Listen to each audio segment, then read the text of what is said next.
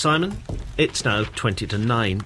It's not often a musician who's been dropped by his record label comes back after a 40-year silence, 4-0, with a hit record. But that is what happened to a singer-songwriter from the 70s, rather neglected subsequently, Bill Fay.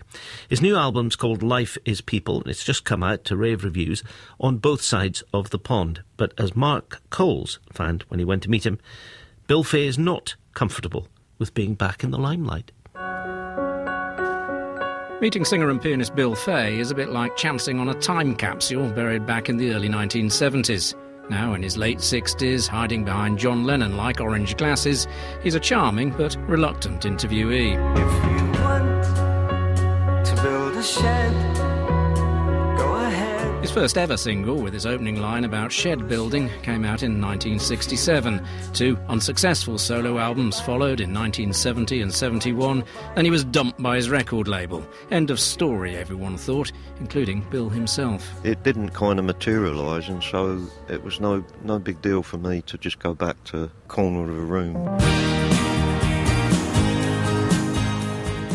40 years on, after a series of jobs as fruit picker, factory worker, even supermarket fish freezer man, we meet in a pub car park and go for a walk. A brand new album, his first studio recordings for 30 years, and all of a sudden, Bill's hot property, in demand and in shock. Totally, no, it is a total shock. This world's got me in its grip. Ain't no way I can wriggle out. The antithesis of the modern music star when his album, Life is People, started receiving rave reviews last week. Album of the week in newspapers and magazines around the world.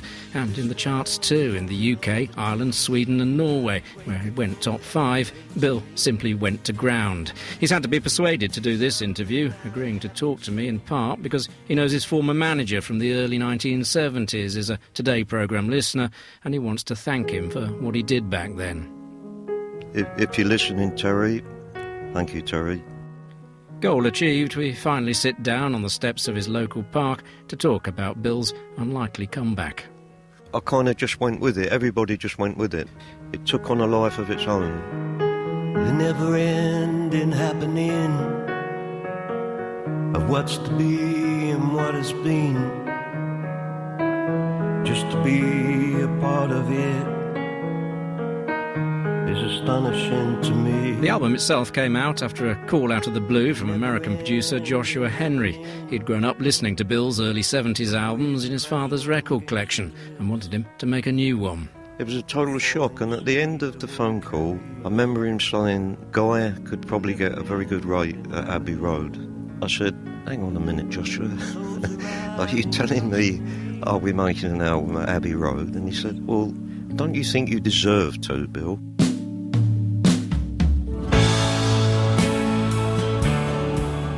A group was formed, a mix of session musicians and 2 of Bill's old 70s bandmates, and ambitions downgraded, a tiny analogue studio in Haringey booked for 10 days.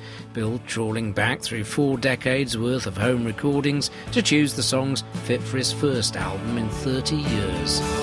There is a valley where the trees stand tall and an icy wind blows.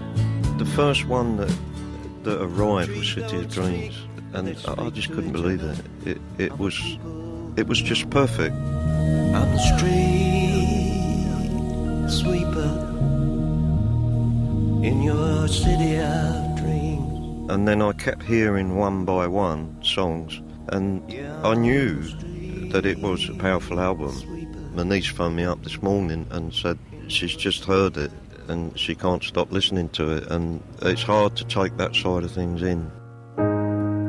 Jesus, don't cry.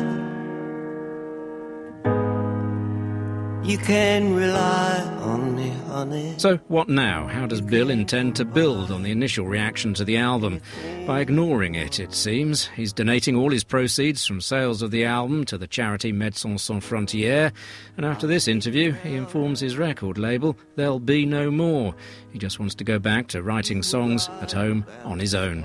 I need this chapter to sort of end, and I kind of need to feel that It's only just started. yeah, that it's not kind of stretched out in front of me, because the pile of songs in progress are sort of calling me to go back, and that's I really do need to sort of come to terms with this in my own way.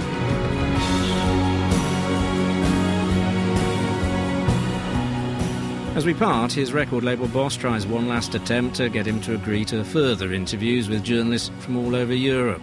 A firm shake of the head and he's off, asking me, as he goes, not to reveal where he lives. I don't want the local paper knocking on my door, he says. With rave reviews continuing this week, including one from the States describing the album as 24-carat gold, I suspect in the months to come his local paper will be the least of his worries.